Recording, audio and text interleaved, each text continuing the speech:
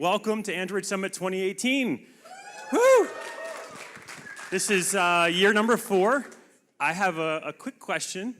How many have been to every single one? Do we have some hands? Okay. How many been to 3? This counts. Okay. 2? And how many new folks do we have? Oh, I love it. I love it. Welcome. Welcome. You are in for a treat. We have just an amazing lineup of folks today, and I couldn't be more excited. I'm going to get out of your way and bring Claire up to the stage. It'll just be a minute while I switch presentations over, but if you could just give a warm welcome for Claire as she comes up. Thank you.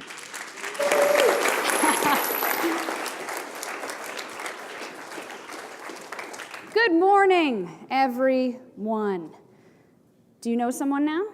Yes? My fellow first-timers, yes? Do we feel a little less alone?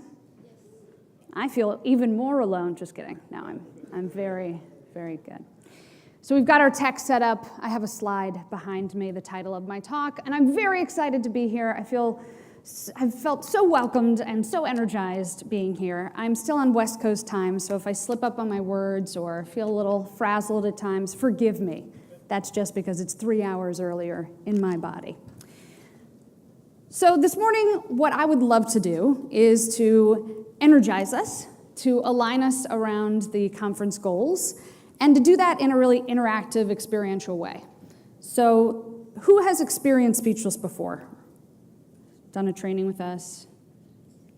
Who knows a little bit about Speechless from like a Google search?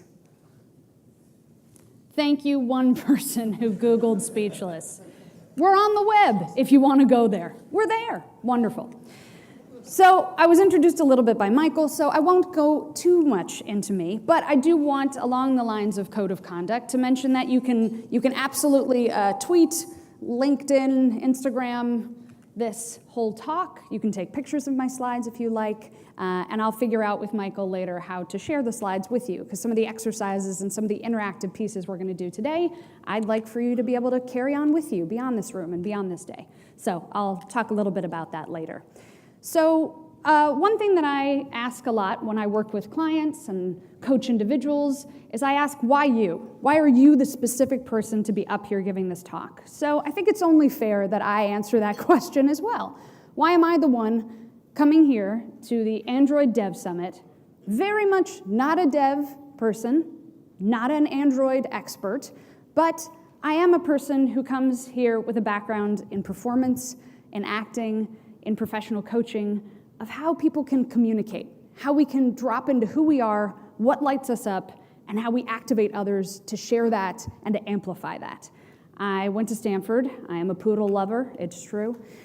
And I've been with Speechless for about 4 years now, and for the same amount of time, we've been working with GDG and GDE groups all over the globe to help them be their best selves, to be great leaders, and to help grow the communities in which they're a part.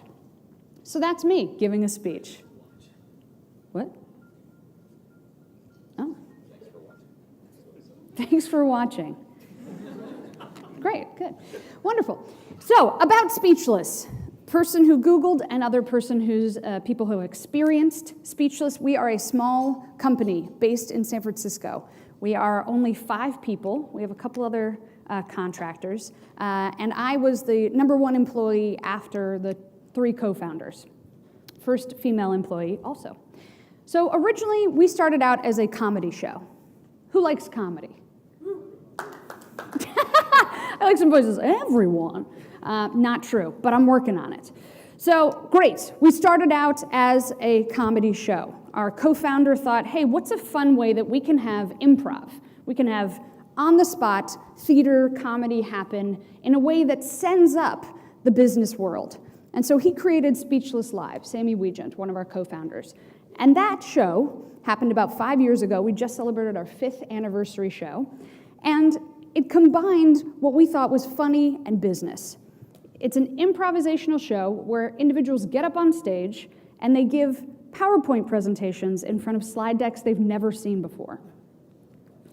Yeah, I know. I'm hearing some nervous laughter in the room. Right? Like, why? Why would you do that to yourself?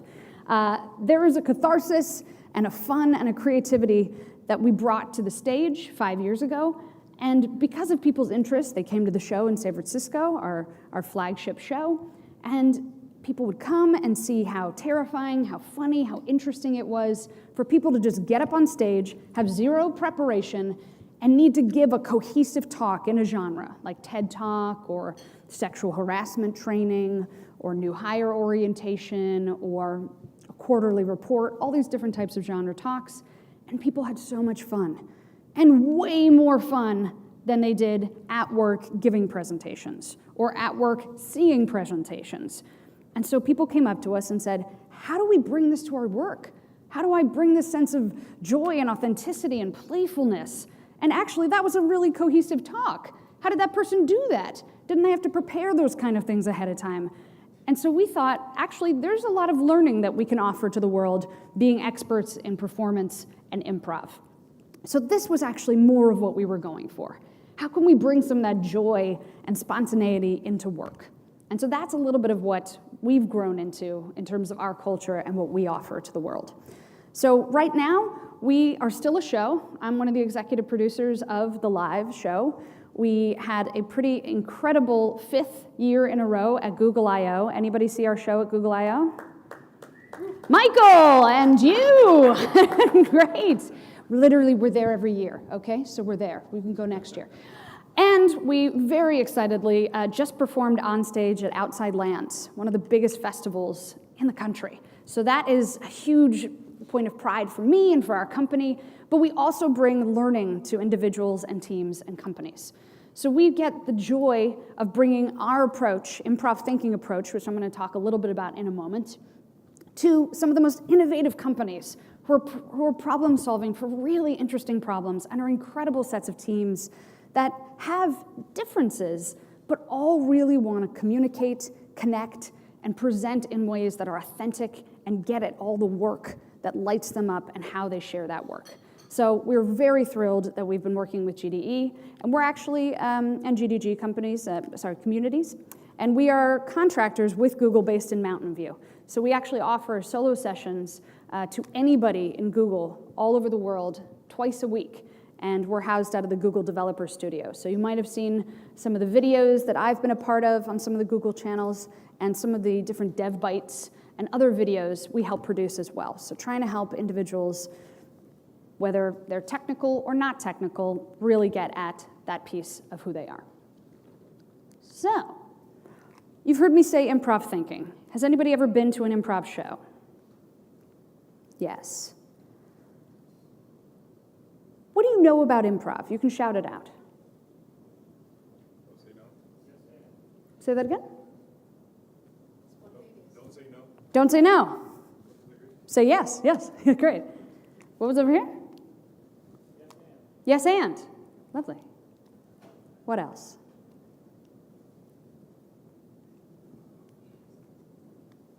That's it. Great. Good. We're done with that moment. That moment is ended. Lovely. Fantastic. Now, here are a few other things that I want to mention. Now, if you've seen an improv show, that is very much comedy-based. But here in this room, our approach is actually improv thinking. Now, what is that? We are experts in that at our company, Speechless, because we are seasoned performers and producers and improvisers and coaches. And we do these things both in our lives and also in the way that we work with companies, individuals, and in our show. So these are kind of some tenets and some ground rules for our time together in this next hour. So what does practicing spontaneity means? It means prioritizing making things up in the moment versus preparing. Now, spontaneity also has this amazing byproduct of being a way to be more flat in hierarchy, being a little more egalitarian. If none of us have prepared, if we know all of us come from interesting, diverse backgrounds, and we're all making it up right now, none of us have some kind of edge over the other. So that's a lovely way how we can come together and access that. Making others look and feel good. Michael already mentioned that a bit with the code of conduct.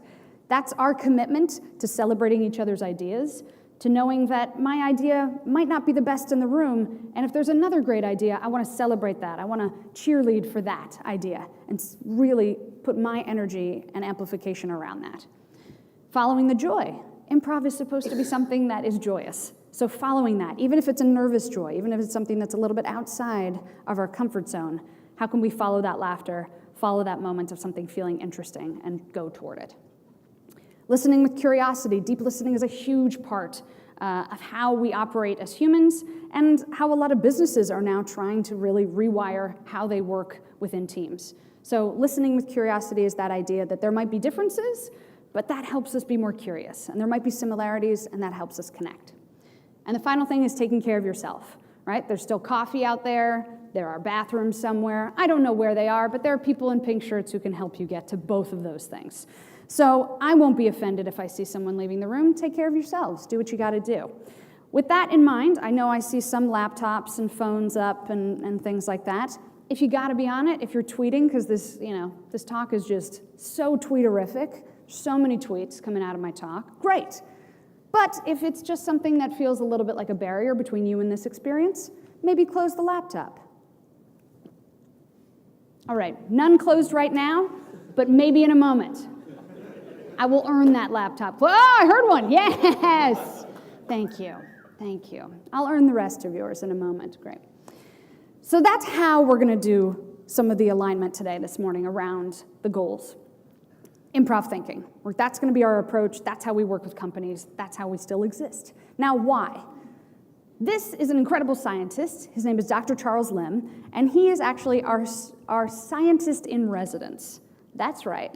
We way nerded out and got a scientist in residence for our company.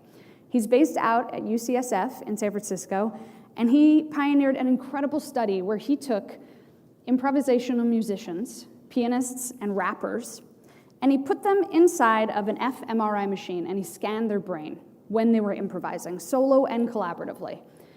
And what he found is the reason why we know, and we knew for years, but now we have the science to show why we do this improv thinking work, is this.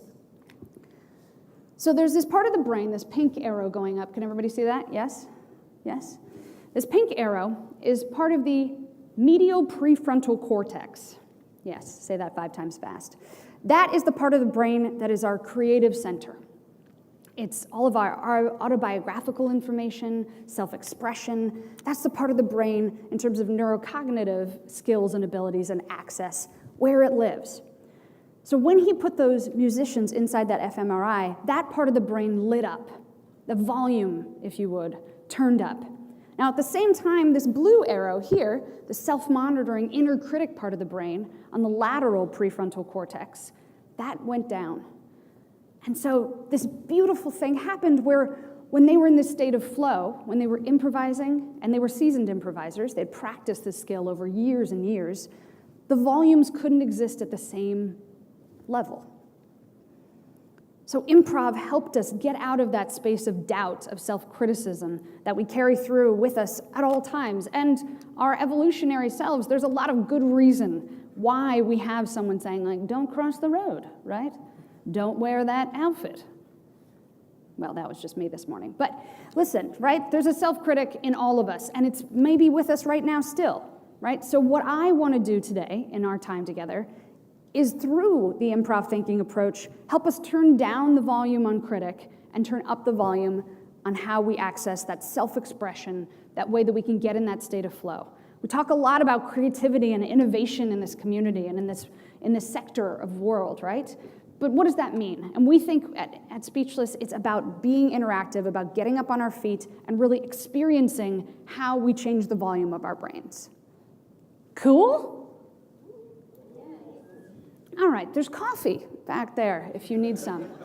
Lovely. So this is a little bit of the science that I get to nerd out on, and this is the last part of the science piece which I want to share with you. We just completed a second pioneering study with Dr. Charles Lim at UCSF, and this time we went into the fMRI machines, and we're doing a whole study now on specifically comedic improvisers. So we set up a whole study, we're co-authoring it with Dr. Charles Lim, and we're really excited to see if we get similar outcomes. Also, it's terrifying. Anybody ever been in an fMRI machine? Yes? It's a living tomb. Don't ever do it. Okay. Now, what is today's focus? I've talked a little bit about who I am, what Speechless is, why I'm excited to be here. But the goals for this conference are the following: collaborate, learn, and grow. So I want to invigorate those for us today. And just like I mentioned before, I want us to look a little bit how we can experience those right at the top of the morning and then be able to deepen our learning and our experience for the rest of the day and moving forward. So when I say collaborate, what do I mean? I mean that there are a vast number of unique and overlapping talents in this room. And so first, we're going to tackle collaboration. How can we become aware and create a commitment around being aware and present and noticing and celebrating all of those collective talents? That's how we do the work, very much collaboratively at Speechless. Then we'll dive into learn. What does learn mean, right? How do we grow and develop new talents? And that, once we elaborate on how we collaborate, that rhymed, then we will notice how we can be a little more vulnerable, a little more open, and then we can tap into our own personal individual authenticities and see how we can celebrate those. Then from there, we'll go into grow, which is using all the experiences that we had and doing a few exercises that tap into how we can directly use some of those learnings and growth that we created here in this room directly to bring back to your own roles and your communities where you're from. Deal? Sounds okay? Yes. Can I get it? Sounds okay? Yes. Heard some yes, great. Yes, Claire, yes, what do you want? It's early. I know. So we're going to focus on collaborate first. Collaborate first. So we want to bring talents together and make sure that we do that in a way that prioritizes what Google found in some of its people ops research, was that psychological safety is the #1 factor in an effective team. Anybody look at this research? Anybody familiar with this? You are. Well done. You win that moment just now. You win it. So we're going to first collaborate. Now, how this is going to work, again, like I've said a few times, maybe this entire time you've been a little nervous in your belly. She keeps saying interactive. She keeps saying we're going to get up on our feet. I really like my chair. I don't want to stand up. Anybody feeling that? Yes? Be honest with me. Come on. We're friends now. Yes? Good. Okay. I'm going to still have you stand up. I know. So everybody go ahead and stand up.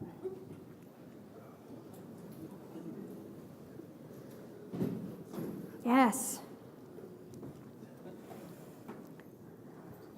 Now, I know I was tasked to give a keynote, but this is the point of departure. This is now becoming an unkeynote. I'm so sorry, Michael.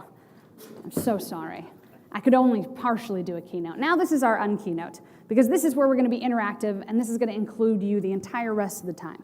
Now, again, that last piece of improv thinking still takes hold. If you're working on if you have an injury or something is not feeling good in your body, all of these exercises can be done sitting down. So again, take the agency to take care of you, know your limits. Now this first exercise is going to be paired. So I would love for you to find a pair. Get into partners by the count of 10. 1, 2, 3, 4, 5, 6, 7, 8, 9, 10.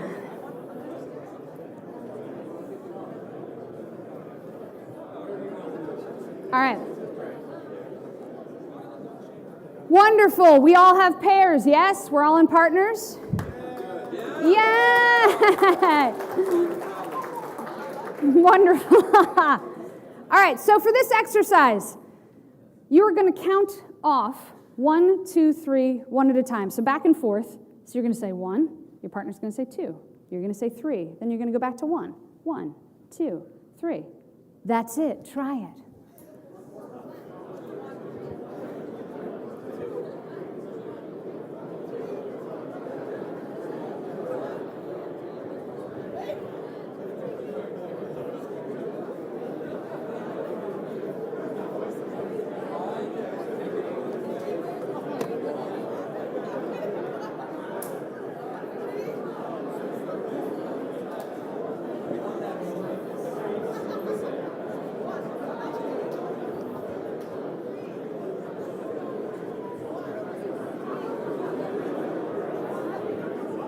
All right, if you can hear my voice, clap once. If you can hear my voice, clap twice. I was hearing some laughter. Were people messing up? Yes? Yes. Lovely.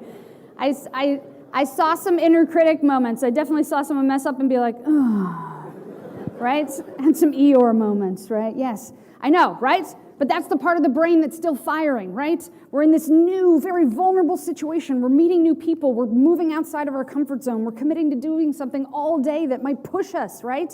So that inner critic is firing, right? It's saying, don't do something dumb. Don't be stupid. I know. It's there, right? But let's notice that and live with it. So the second part, we have our 1, 2, 3 back and forth. Now I want you to replace the 1 with a clap. So it'll be clap. So it'll just be 2, 3, 2, 3, 2, 3. Try it. Keep going.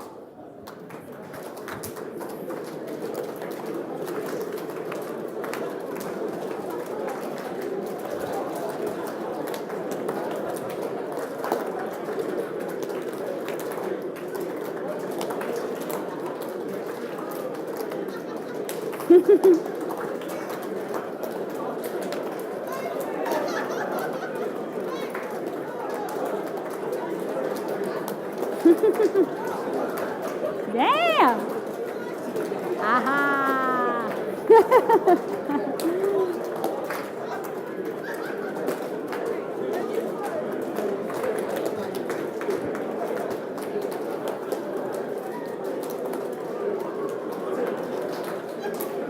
If you can hear my voice, say Android.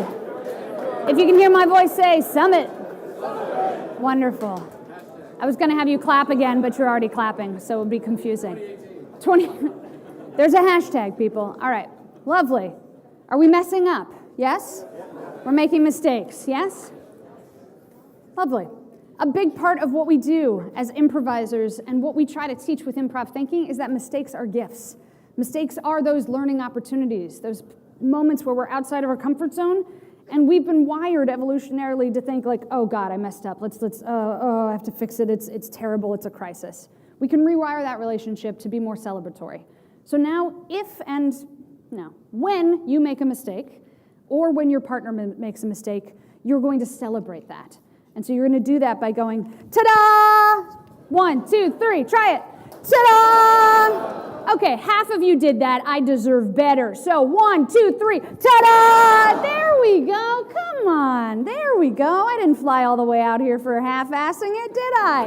No, I didn't. Okay, lovely. So now we've got our clap. Now the 2 is going to be a stomp. So we have our clap, stomp, 3. 3. If you mess up, celebrate it. Go. Give it a try.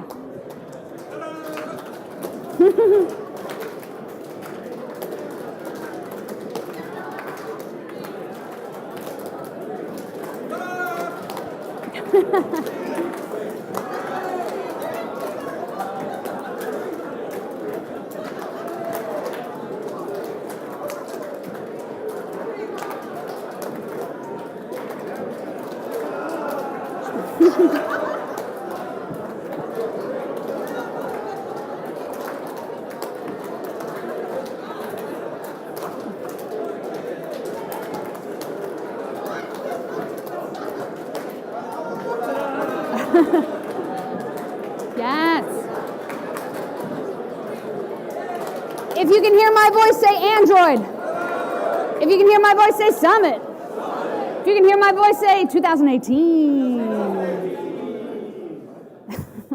I love you said exactly 18. Wonderful. So much celebration, so many mistakes. Fantastic, fantastic. So you might see where I'm going with this. Do you think I'm going to take the 3 away? I love that. Some people are like, no, that's it. That's it. I'm walking out. If you take the 3 away, I'm gone, right? I know, right? That's the brain really, really holding on to those neural networks, those pathways of like, no, I now know the rules and you're not changing them. I get it. But this is some of that spontaneity we want to practice. I'm going to switch it up and we're going to move the tracks a little bit in the brain. So you as a partner will decide what you want to replace the 3 with. It could be a dance. It could be something fun like that. That's what people do, right? This is how people dance, right? Okay. Whatever you choose. It could be anything, but you will decide what you replace the 3 with. And maybe, just maybe, it might be helpful for it to not be a stomp or a clap. Just saying this.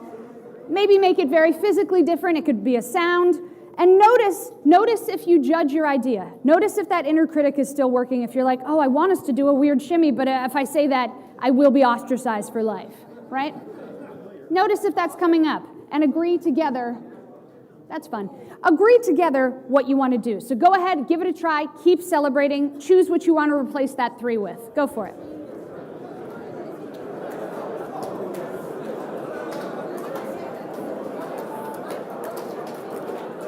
Michael, I need you. Lie down. Okay, thanks.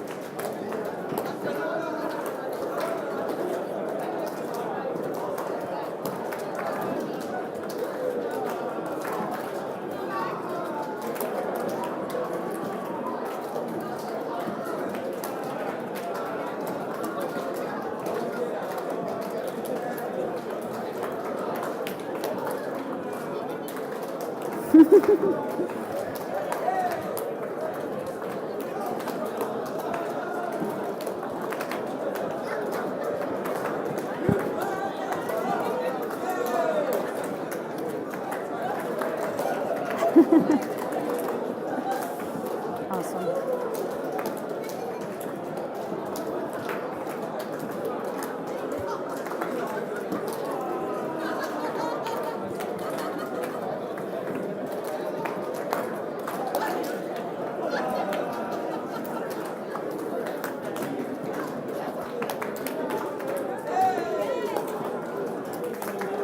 Give yourselves a round of applause, a round of applause, a round of applause.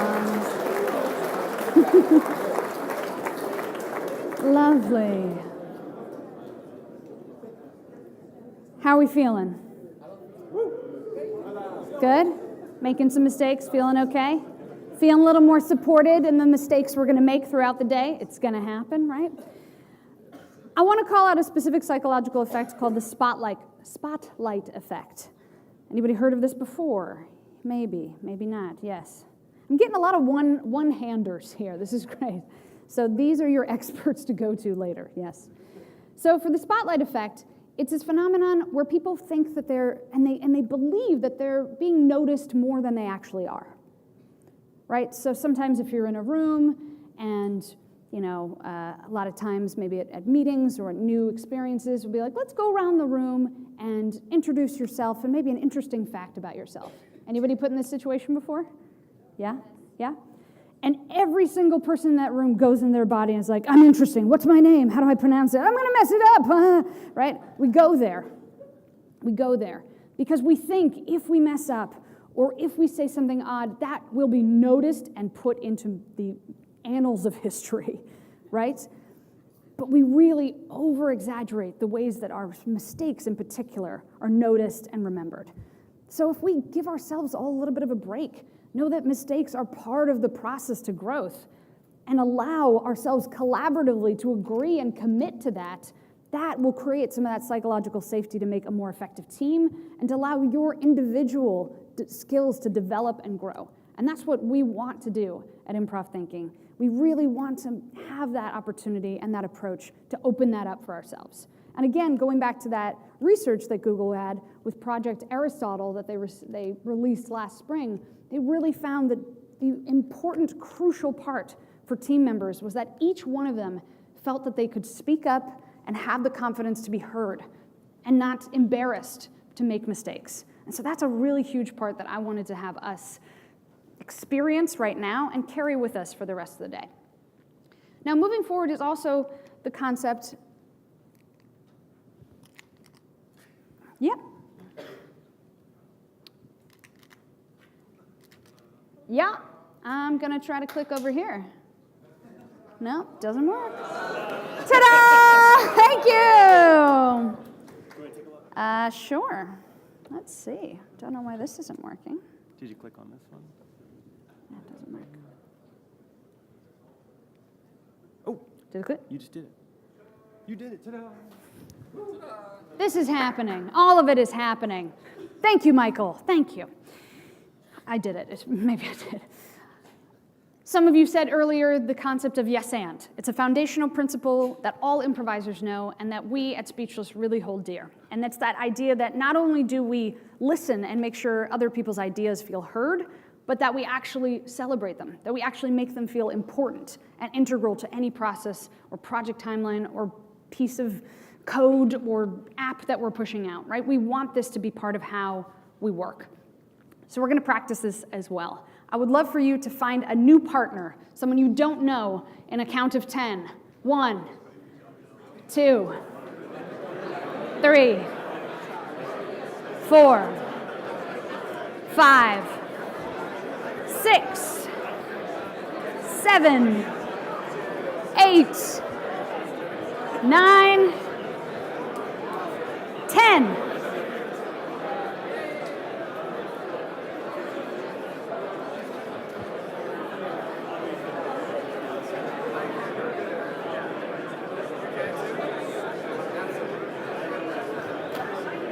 If you can hear me, clap once. If you can hear me, clap twice. Lovely. We all have partners, I hope. Yes, and. What's a place you've always wanted to visit? Go ahead and shout it out. Australia, I heard. I heard Australia and the moon. I like both choices. Great. So we're going to go with Australia first.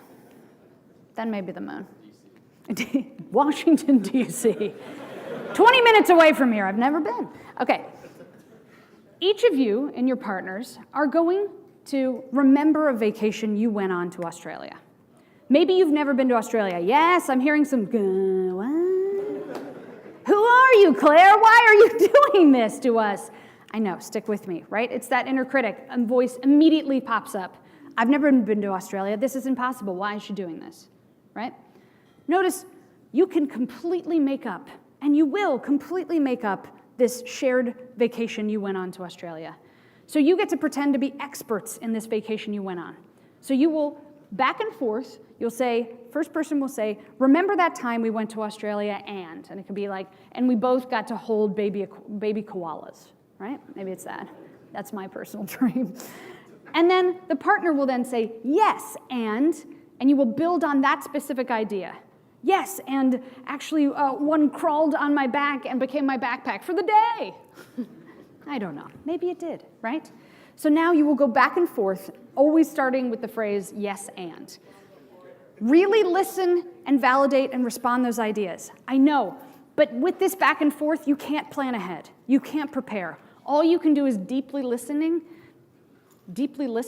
to what your partner gives you and really use that for your next idea. Be inspired, right? Let's use that opportunity that we cannot prepare to be present and really listen.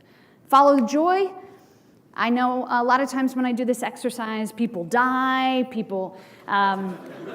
it's not literally, but in the exercise, they die or they, get caught by the police, they get dysentery, things happen, right? Sometimes very negatively, right? But that's part of that inner critic creeping in to how we express ourselves. So follow the joy. Let it be a joyous vacation that you went on with lots of success. Go ahead, give it a try. Go to Australia. Do we have a sense of why? Energy saver. I just have to turn it off to make it stop going to sleep. Okay.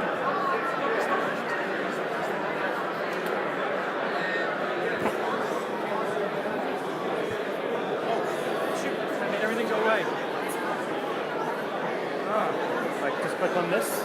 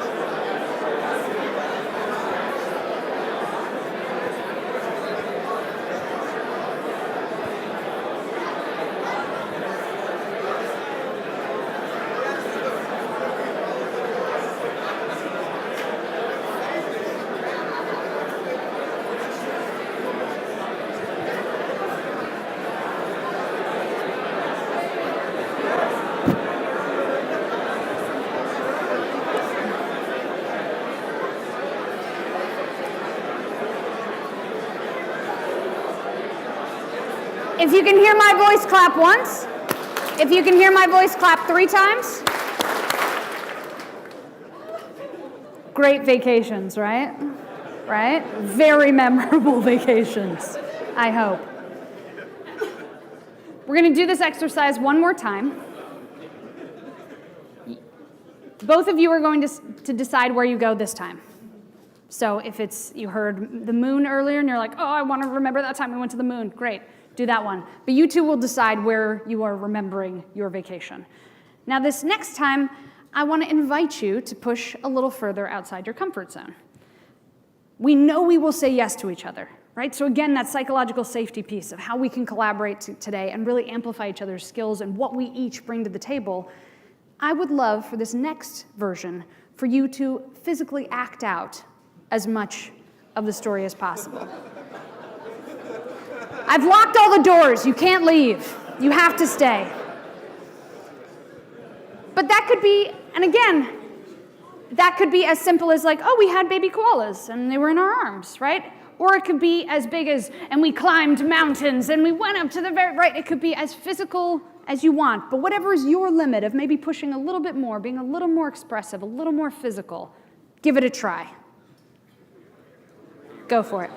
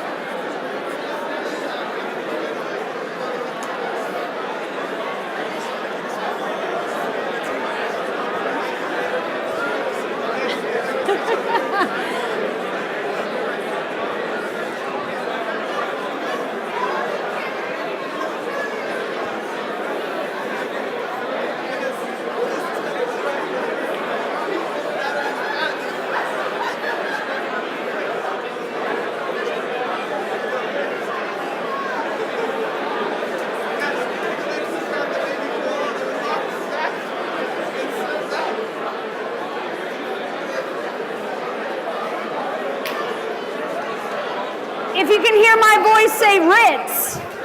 If you can hear my voice, say Carlton. That's where we are. Okay. Go ahead and thank your partner. And now let's take it one step further. I would love for you to tell your partner something that they did that lit you up. Maybe something that they did that was so spontaneous or so committed or something that really made you look good, like they celebrated your idea or you thought, oh, I put that out there, and they really took it and ran with it. Tell one sentence, something that you loved that they did, and they will do the same for you. Go ahead, it'll take 30 seconds.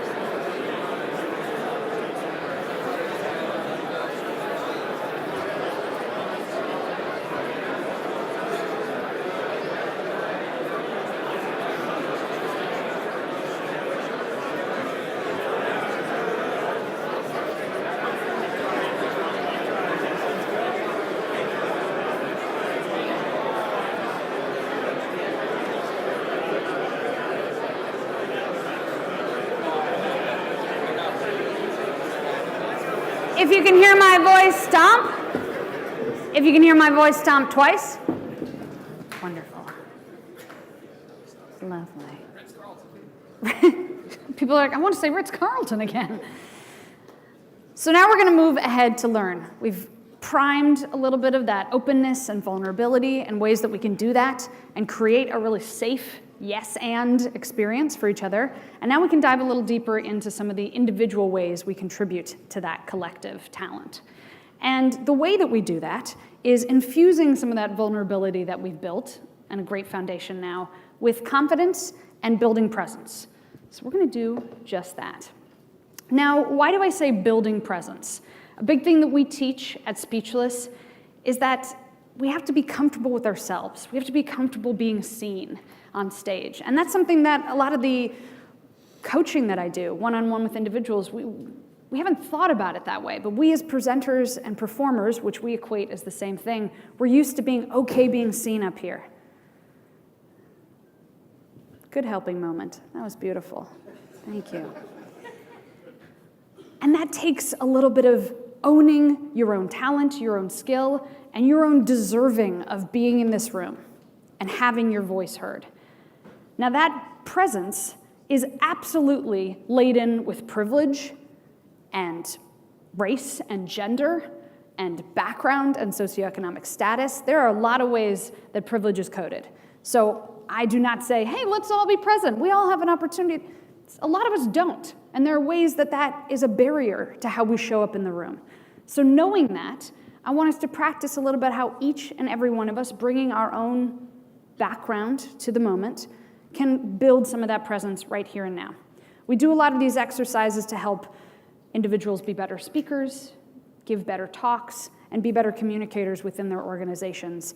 And all the presence exercises that we do have these three components. It's physical, it's vocal, and it's mental. So we're going to do one specific exercise that I love that combines all three of those things to help us infuse some of that confidence and knowing that we have that individual talent here right now to contribute and to grow, and that it's worth that time and effort. The exercise is called I am Claire and I am here. Now you might think, well, that's quite egotistical. That's your name. But you're going to fill in your own name in a moment. How it goes, and you can do it with this with me. You're going to put your arms down at your sides. Put your feet about hip distance apart. It's about 2 fists together in between your feet. There you go. Lovely. Make sure we aren't locking out our knees.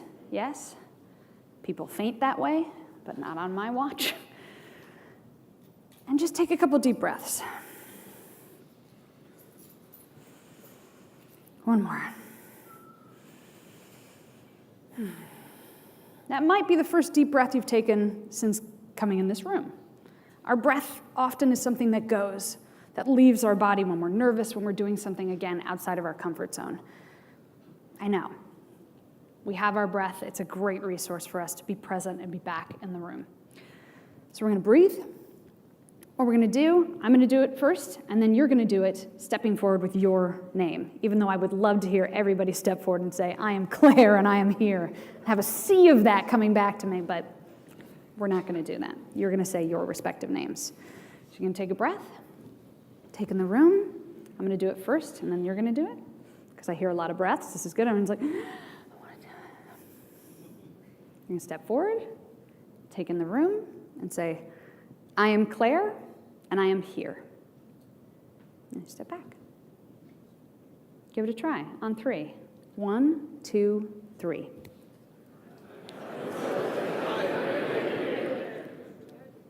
Nice. Yeah. Feels a little different in this room. Feeling a little tingly. Lovely. Let's try it one more time. And notice if you held your breath, if that felt really vulnerable and open, if that felt like maybe you could go a little deeper, announce yourself a little more, acknowledge your confidence and skill and reason and ownership of who you are and what you have to give. Let's try it one more time. 1, 2, 3.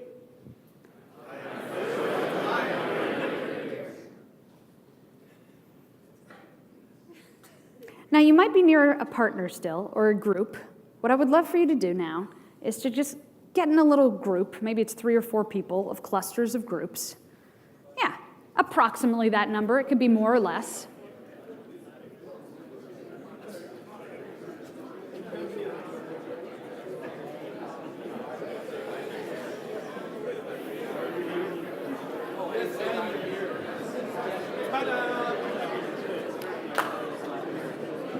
And now each of you are going to take a turn stepping forward into the group and saying, I am Claire and I am here. And the rest of the group is going to fangirl the shit out of you. That's right. You maybe didn't see that one coming. But I'm here, okay? So someone's going to step forward, say, I am Claire and I'm here. And the rest of the group is just going to be, oh my God, it's you, it's Claire, she's here. I loved you in that thing. Your talk was great. I love it. It's so good. You're here. Whatever your version of that is. Okay? So each person is going to get an opportunity to step in, declare themselves, and then be fangirled. Go, give it a try.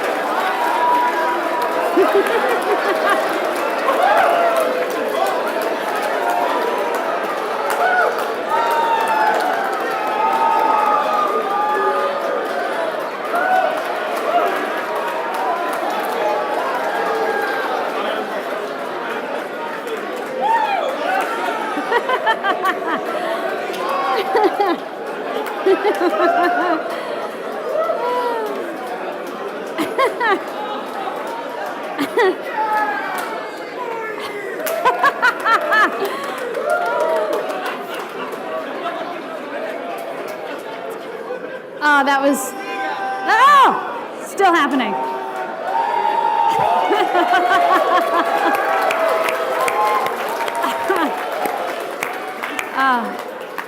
That was a beautiful, beautiful cascading effect across the room. I even saw some people get down on the ground. That was amazing.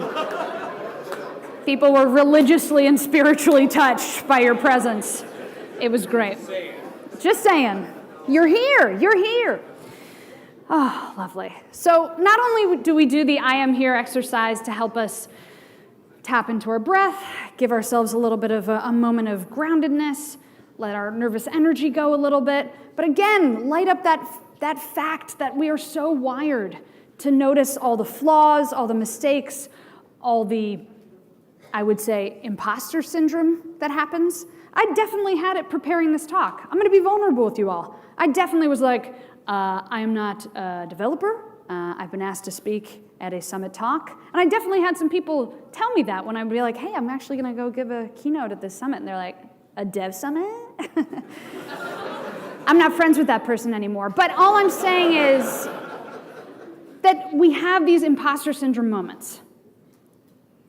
But I deserve to be on the stage. I deserve to be speaking with you. I'm very excited because I have a specific contribution that I want to give to you. And that comes from a place of wanting you to look and feel good, to be infused with the skills that I have to share so you can all amplify and grow in your own right. And that is okay. And that's okay to own that. So not only is that a great way that we can align some of the physicality, some of the breath, say our name in a space, which can be a really lovely way to warm up and prepare for a presentation we're giving, and also to warm up some of that imaginative mental space of like, no, I'm good enough, I'm okay. Because a lot of that fight or flight stuff comes up in the body and we need to rewire our relationship to it so that we can be as present, so we can take all of the practice and preparation and all the hard work that we do and have that translate in the moment when we communicate it. So that's a big reason why this exercise feels powerful, and we've shared it all over the globe, and we've gotten a lot of amazing feedback about how it helps people do just that. Moving on. Story is also an incredibly powerful way that we can share our individual skills, stories, and backgrounds. Again, I talked a little bit about that amplification of how we can collaborate, but also how when we share our personal stories, we are connected and we resonate with each other on the things that we're similar with, but we also really can get curious and listen deeply about where we're different. And those differences can make incredible inroads to relationships, to ideas that you never even knew you had, and to skills that you never knew an individual on your team or in your organization had. And those are some of the learning points that I want to give today. Jennifer Aker, who's actually at Stanford, shout out to Stanford. Anybody else Stanford in the room? Anybody else? My goodness. Always one person. Fine, that's great. It's a great university. People call it the Harvard of the West. Okay, so stories are up to 22% more memorable than facts. She did an amazing research where she looked at the different ways that story helps us access the emotional and the rational part of the brain. So facts, data, we deliver that a lot, and that is really important information. I'm not trying to put that down at all. But the way that we can amplify all the hard work, the information, the skill sets, the project, whatever it might be, is with story. And we argue at Speechless with personal story. So we are going to just remind ourselves briefly of this three-part story structure. It's universal across the globe. Now, a lot of us might know this three-part structure, but I wanted to remind us of it because we are wired for story, but we forget that story structure can be a really simple, beautiful way to lay our information, to lay our communication on top of. So we have our introduction, we have our point of change. Sometimes that's a conflict, sometimes that's negative or a problem, but sometimes it's a solution, right? Especially if you're in product, right? Well, we now introduce this product and this has an impact, a great impact on people. And because of that, and because of that, and because of that, now we have a resolution to the impact of that good or bad, and we have a conclusion.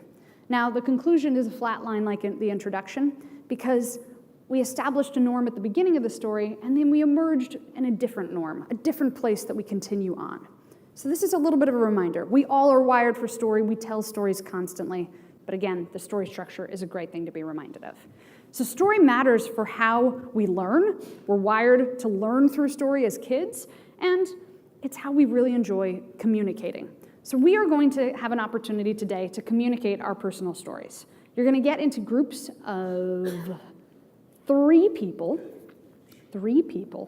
I know, so if you're in a group of a little bit more than three, you will have to parse it out. But I will give you a count of 10, and then I will give you the rest of the instructions. 1, 2, 3, 4, 5, 6, 7, 8, 9, 10.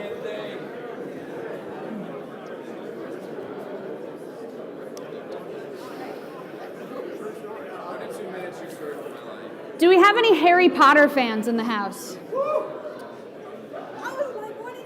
I don't know. Can anyone shout out what the Portkey does in Harry Potter? I hear transportation, teleportation, yes? It's a thing that you touch and then you are transported somewhere else. Harry Potter fans, can I get a nod on that? Yes? Woo! Okay, great. Harry Potter fans are very opinionated in their choice. Yes, good. Great. Yes, I got it right. Yes. So the Portkey is something that transports us elsewhere. We think that story is just that. It can be transportative not only for the speaker, but also for an audience. It's a point of connection. It's a way that we can really resonate on our experiences. And we have a lot of fascinating, authentic experiences that we can share. Again, that part of the brain, right? That's all of our autobiographical information that we're trying to light up. So we've been working on that with these exercises, so let's access it a little deeper. Each person is going to do about a 1 minute talk. I know it says 1 to 2, but for time, let's do 1 minute. You're gonna do a 1 minute personal story. The only rule is that it's true. That's it. And maybe appropriate. That's the second one. Maybe it's appropriate. I would urge you toward appropriateness, but you do you. I will give you a Portkey word. It's a random word that's then going to transport you to a memory. So I'm going to choose the word pillar. That's going to be our Portkey, pillar. And pillar, anybody in the group can grab pillar from the center of that group and say, pillar takes me to. You will tell a 1-minute story. Then, at the end of that 1-minute story, you will choose a word from your story that you just told, and you will put it back in the center. So maybe I would tell a story about studying abroad in Italy, which I did, and talk about that, and I'd end my story with language, and I would put language in the center. And then anybody in the group could then say, language takes me to, and you would tell your Portkey story. Yes? Now, you might be the kind of person who supports storytelling by really being like a hype person, right? Or someone who likes to interrupt and be like, oh yeah, that totally happened to me, or like, oh, that's really cool, awesome. Yeah, that's great, but for this exercise, I want as much silent support. Embrace that silence. Let that person have the full minute, uninterrupted, to tell their story. It will be your turn very shortly. Yes? Pillar is your word. Anybody in the circle can grab it down and say, pillar takes me to. Give it a try.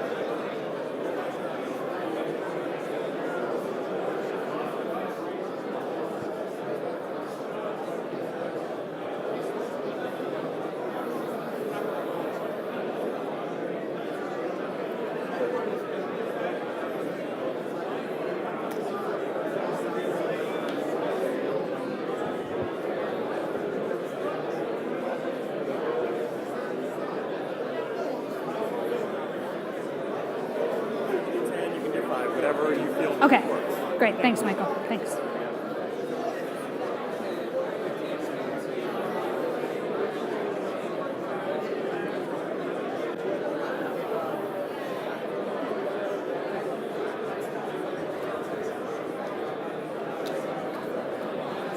The third person should be telling their story. Last person should be telling their story.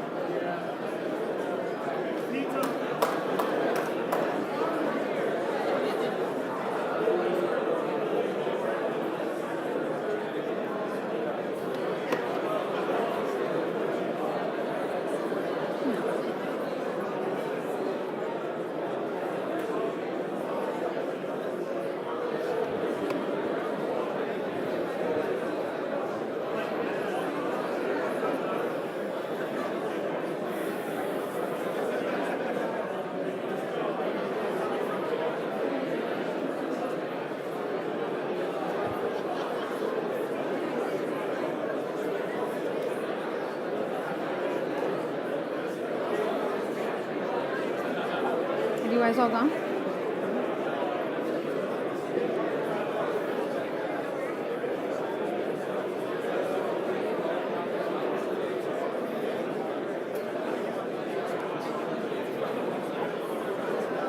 If you can hear my voice, say McLean. If you can hear my voice, say Virginia. If you can hear my voice, say McLean. If you can hear my voice, say Virginia. McLean, Virginia. Okay, great. Okay. Pride for McLean, Virginia. Did everybody get to tell a story? Yes? Did I hear no? In the break. We must move on. I know. But thank you for being honest. He was like, no, I didn't. I know. We have to move on. I know. And someone has to move their car or something. Something's happened. This is now something that we can use moving forward. This is, I know, a networking event. You'll meet new people. A lot of times we get the dreaded question, what do you do? Right? We all get it. We all have to answer it. I would argue that there are far more interesting stories and ways that we can learn about each other throughout the day. You can play Portkey. You saw how I set it up. You can choose a random word. You could ask somebody a little bit more about what lights them up, what's a problem they're working on right now, something about who they are, right? We can get at different ways and deeper ways to understanding each other, and I think we can do it faster than we do usually with the dreaded question, what do you do, right? So notice that and see how we can kind of cultivate some of those relationships throughout the day today. Moving on. So now that we've activated that prefrontal cortex of the brain, we're embracing and accessing that more creative state of flow, we're going to put it all together and we're going to do one exercise that really takes this work that we've been doing through collaboration and through learning some of our specific and collective talents and what we bring to the table, and now how we can bring it back to our roles in the real world. This is not the real world. This is the Ritz-Carlton. Now, in the real world, you need to connect who you are with what you do. I know, again, that dreaded question. But we think at Speechless, presentations are an opportunity. Every presentation, whether it's internal, whether it's a one-on-one meeting with a manager, in which case you are the manager, right? Or at an internal meeting, or at a conference, whatever opportunity, it's an opportunity for people to connect with you, the speaker. You want to learn who somebody is. You don't buy a product from a stranger. You buy it from a friend who has promoted it. You don't yes and someone's idea because you don't even know them. No, you've built up a relationship and trust, and you've agreed to really celebrate each other's ideas, and that comes from relationships and connections. And a lot of that is what we want to learn in talks. So we really feel that whether it's a talk, a pitch, anything in that center, we want it to be a combination of who you are and what you're talking about. Too often presentations are just the what. Presenting X, right? But I want to know why, again, as I started my talk this morning, why are you the specific person to talk to us about it? How can I learn about who you are and why this lights you up as a human being? And that will make me far more engaged, far more interested, and far more enveloped by what you are communicating to me. So we're going to do an exercise that gets at just this intersection here. It's one of our favorites. It's called Venspiration. It's a made-up word, if you're wondering. And we don't have time to demo it up here, but I'm going to just kind of go through it, and then you're going to be in pairs, and you're going to give this a try. How this works is you're going to quickly, just for about 30 seconds, answer the following questions. What's a work or kind of project you're working on right now? Topic you can explain to others. Do that for about 30 seconds. Then, what's something outside of work that really brings you joy? Maybe it's a hobby, an activity. Maybe it's something you used to do a lot but don't do anymore. What is that thing outside of work? And then the third is how to creatively connect them. So if, let's say I'm not, but let's say I was passionate about downhill skiing. Honestly, it terrifies me. But I would say downhill skiing is just like leading presentation skills trainings and I would try to create those connective tissues on the spot, just seeing how I can creatively connect the two. Who's already planning and preparing their connections? I know, because there's still that voice in our head that says, don't create a connection that's really dumb. Don't be stupid. Don't say that weird thing that you sometimes say, right? I know that that's still in our brain. But if we've already opened that permission, we're going to make each other look and feel good. We're going to accept each other's offers and build on them.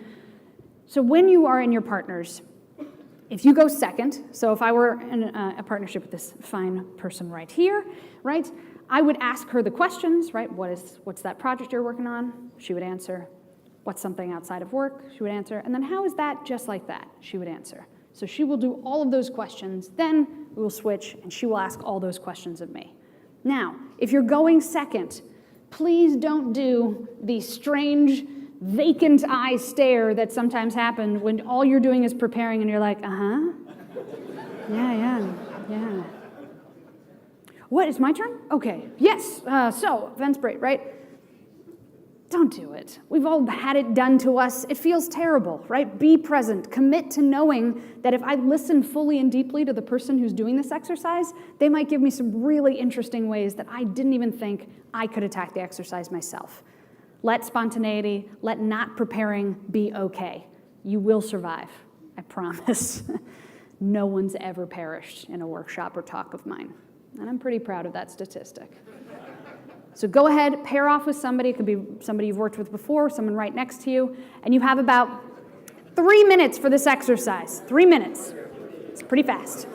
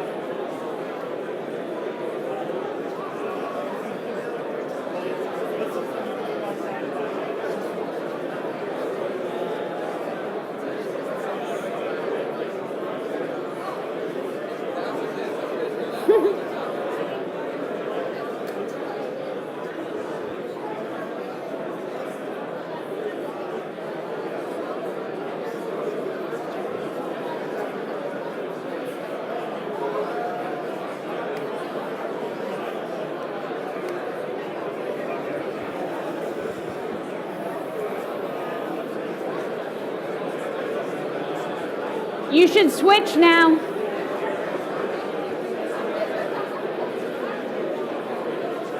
If you haven't already, switch. Switch.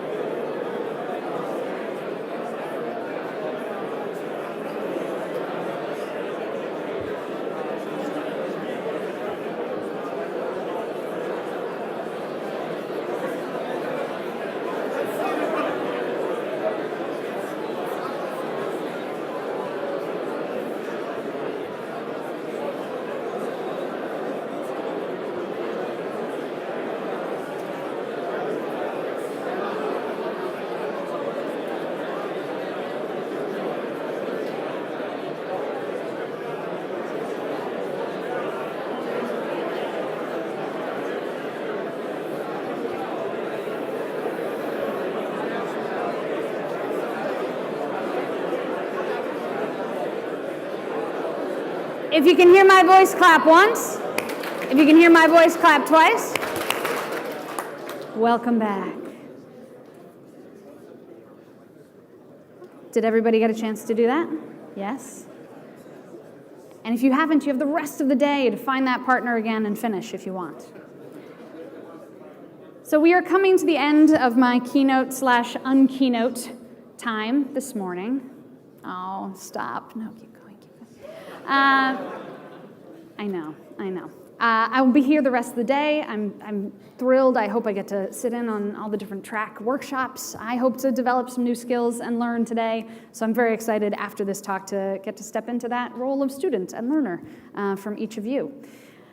So as we come to the end of the time right now, for this specific keynote, I want to just, again, reinforce the goals for today's conference, which is collaborate, learn, and grow. Collaborate, hopefully, after this experience with the speechless improv thinking approach, is really about how we commit to agree, to really celebrate each other's ideas, to create that safe, welcoming space to try out new things. Learn is really about taking that openness, that vulnerability, taking those risks, and being able to grow into those new specific talents in that area. And then growth, really taking those collective and individual skills and committing to a practice. Like I said before, I will share this deck somehow with each of you because I want these exercises to be something that you now commit to practice. You now have this common vocabulary, common experience with all these other community members. Growth is an opportunity to practice. Just like Dr. Charles Lim says, if we practice this approach of improv thinking, we will more readily access that part of our brain that opens up creativity, that infuses how we live our lives, how we work, how we infuse what we love to do with that sense of creativity. I will be around for the rest of the day, but thank you so much for your presence, for your interactivity, and very much to the conference organizers for having me here. Thank you.